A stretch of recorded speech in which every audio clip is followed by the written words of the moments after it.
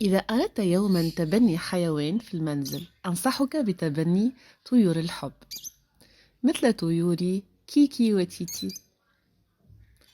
إنهما يحبان اللعب كثيرا.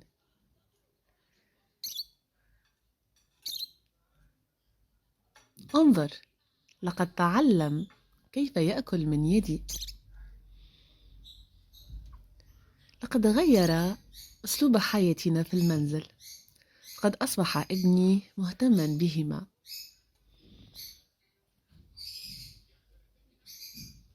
وبالنسبة للعناية بهذه الطيور فهو أمر سهل للغاية، فهما لا يحتاجان الكثير.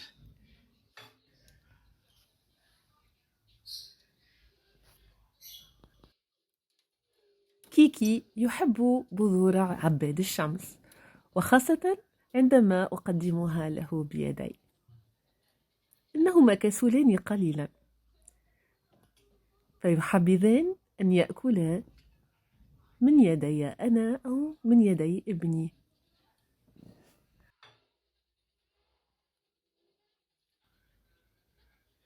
هذه الطيور لا تفترق عن بعضها أبدا. إن لاحظتم، إذا فعل أحدهما شيئا فإن الآخر يقلده.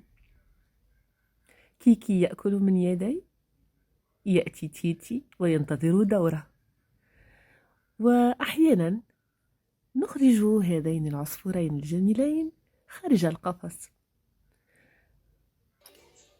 فيتبع كيكي تيتي دائما. لاحظنا أن لكل منهما شخصية منفردة.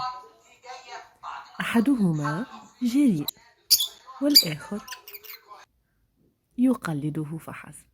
إلى اللقاء مع جزء جديد.